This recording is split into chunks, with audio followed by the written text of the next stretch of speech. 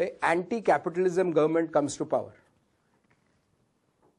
No, whether it is Reliance, whether it is SBI, whether it is ICICI, the index will collapse. Very stupid example, but I have to say it. An important leader gets assassinated. Then it doesn't matter if it is stock specific. The entire system, the market will just collapse. And we have seen this happening. October 17, 2007, SEBI only said, we are planning to ban participatory notes. Now, participatory notes, sir, is how FIIs invest in our country. And plan, in fact, he didn't even say ban. Mr. Damodaran only said, we are planning to look into participatory notes. October 17, the entire market crashed. It was in a circuit filter. What are you looking at? You are looking at systematic risk. This cannot be diversified away. And this has to be compensated. What is the risk that I am going to compensate you, sir, for? The risk is not because of your investing in stock-specific risk. There is a systematic risk which is there in all scripts for which I am going to compensate you. That means you need to measure the systematic risk. And the measures of the systematic risk is, I hope I am simplifying it, repetition any time welcome, is what is known as beta. Why not? Why not? Always a pleasure. Any stock has two types of risks, right? I'll repeat everything till beta. One risk is known as stock-specific risk, which you can easily diversify away. But there is one risk which is there for all stocks in one particular system, which is known as systematic risk, which you cannot diversify away. Now, since the investor cannot diversify away that risk, he has to be compensated for that risk. Because you have to be compensated for that risk, you have to measure that risk. One of the measure of that risk is, or rather, the measure of that risk is beta, which is given by the formula. Saraf sir, this is for you. Pleasure that you are really picking up these skills, sir. Right? Beta, which is nothing but covariance of, right? Covariance of, Vishwanath sir, stock returns, comma, market returns, divided by variance of market returns.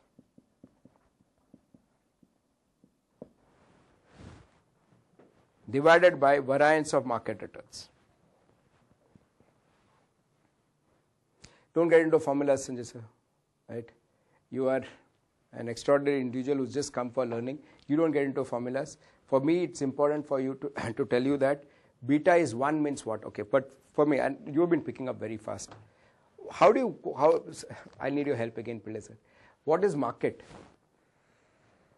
How do you define market, stock market? Stock market. Yeah, how do you, sentiment is right, but more than sentiment, market returns. How, when you say market returns, how do you measure it, senior? Market, only market. Market, stock market. So what is it? Sir, my question you're not, I didn't, I'm very sorry. What is an indicator of the market? Index. Sensex. So market returns is actually index returns. My request is please don't use Sensex. Please use, if you're in India, please use Nifty. Nifty is a far more, thank you sir, thank you. Nifty is a far more better indicator than Sensex. I'm going to spend 2 additional minutes here. Why? Because before, I know you all will anyway ask me, because there's been a lot of good questions from you all. So this I want to preempt. Sensex is only 30 stocks. Nifty is 50 stocks. So it's a much broader base. Second, Sensex, the top 10 stocks have a weightage of more than 65% in the index. So it's heavily biased towards top 10 stocks. While Nifty, it's more evenly, the weightages are more evenly distributed. So if you ask me, if you say market, index, absolutely right, sir. But specifically which index, my request is please go to Nifty. Nifty is Nifty returns. So look at your stock returns. Look at your stock returns. Look at your Nifty returns. Divide by variance of Nifty returns, you get beta. What is beta? I want to show you beta, and then I'll show you one calculation of beta also if you want. Right? What is beta? Beta, if beta is 1, if beta is 1, sir, I've said all it means is, beta is 1, all it means, Sanjay sir, is if the index goes up by 10%, my stock will also go up by 10%. 1 into 10%. It's an index stock. If beta is less than 1, let's say beta is 0.7. If beta is 0.7, what it means is if index goes up by 10%, my stock will go up by only 0.7 into 10%, that is 7%. That means, Prasanna sir, we have got into what is known as a defensive stock. I think some of your sectors are defensive. Sure, why not? Beta means 1, means sir, if index goes up by 10%, my stock will go up by 1 into 10%, that is 10%. Beta times that 10%. Minus 1 into 10%. Correct, because मैंने beta 1 लिया sir.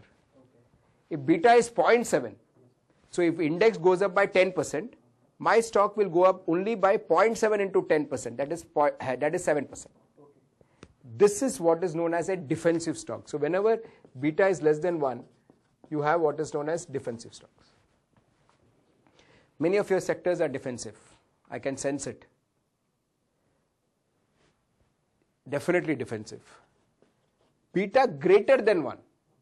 Let's say 1.1. That means, I'm taking a pause. If you can figure out before I say, I'll be happy. That means, if the index goes up by 10%, my stock will go up by 11%. Thank you. That means I've got into an aggressive position.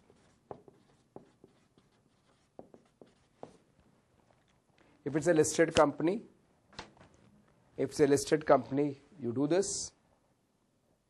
The formula, calculate beta. And what is beta? I hope I have explained. My humble request to you all is, academically it makes a lot of sense to calculate. Academically it makes a lot of sense to calculate. Academically it makes a lot of sense to calculate. But practically, I would request all of you all to please go to NSE's website. And you will get the values of beta already on NSE's website.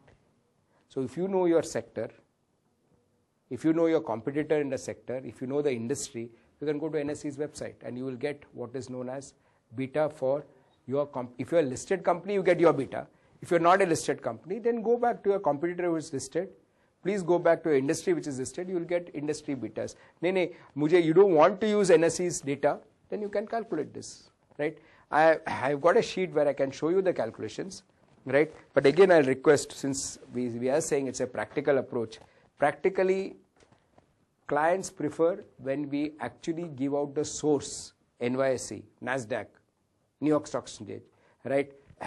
You have to, NSE, if you can give the source, they are more happy than you calculating.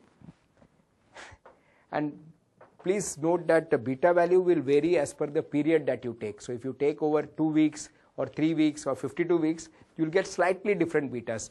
Reason of that is because it varies as per the period. So better still is to take NSE values. When NSE value gives beta over what period? 1 year.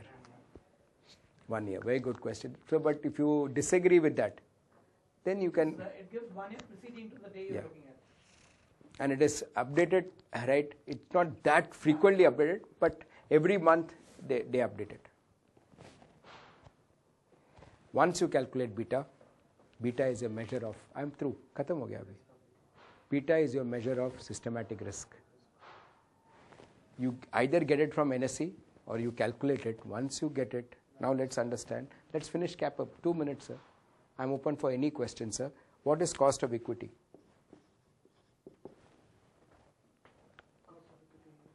One sec. I just thought he is a extraordinarily good colleague. Sanjay sir, what is the minimum return would you expect from any investment? Minimum return? 10%. Why? Above the bank rate? Absolutely good. Perfect. When I started in the morning, I was like, right, but thank you very much. Minimum return is bank rate good. I would call it as, with your permission, I'll call it as risk-free rate. 10-year GSEC rate. You may say bank rate as a basic person, but in a valuation exercise, right, your concept is good. Practically, please remember it as 10-year GSEC rate. 10-year GSEC rate. RF is 10-year GSEC rate. Currently nudging up to 9%. Currently nudging up to 9%.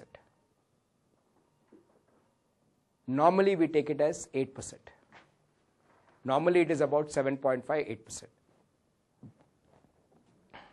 Excuse me. The minimum return is the risk-free rate plus what do you want? Very good. Plus, no, when you invest, you want something more than the risk-free rate. I call it as, or we would call it now as risk premium. मैंने 7% लेना है तो I would have invested in only bank, no? In only government GSEC and T-bills. So one question please, before that, because you colleagues are looking for the practical parts. Why 10-year GSEC rate? And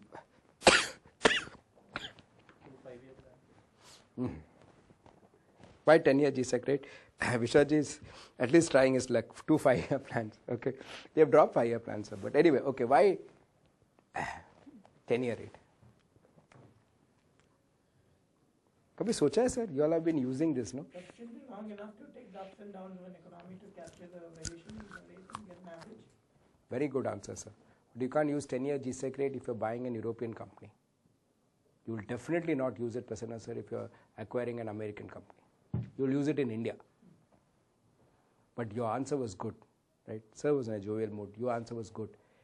Equity is more of a long-term product. So you are trying to take longer horizons. Why 10-year is because in India, the most traded GSEC is the 10-year GSEC rate. So I would have preferred taking a 20-year rate in India, but 20-year ka trading in 20-year bond does not even get traded in India. The markets are not even deep enough for trading it. So which is that bond, right, which has got long duration and at the same time which is very, very actively traded? It's a 10-year GSEC rate in India. If you are looking at a European company, you will take 20 years, 20-year GSEC rate. If you are looking at an American company, you might even take 25-year GSEC rate. Because equity is longer horizon. I would have preferred taking 25-year in India also. But the point is such as that we do not have trading. So then the question is, okay, now we'll have to accommodate. We can't take 25. Can you take 20? No. Can you take 15? No. So which is the longest duration which is traded in India? 10-year. That is why this is taken as 10-year. Okay, good, I came back here. Please note, right, India is 10-year, but it depends. If you are looking at a global company, whichever is the longest duration, that is most actively traded. Farak aayega, sir, both farak aayega. Please understand this, you have to be very clear. There will be a lot of difference on this. Which leads me to say that, what is risk premium? What is risk premium? So let me just put this one last time here. RE is risk-free rate plus risk premium. I finish and I want to take questions, any repetitions, anything, plus risk premium. RE is equal to RF plus risk premium. Now let's talk premium. Premium is what you are getting over and above from the risk-free rate, which is nothing but, sir, RM minus RF. This RM is nothing but nifty returns. This RM is nothing but nifty returns, what sir called as index returns. So one last time, I have to just add one last thing and I'm through. Risk-free rate minimum, but I want to get something over risk-free rate. What is that something over risk-free rate? Market returns minus risk-free rate. Saraf sir, what is that term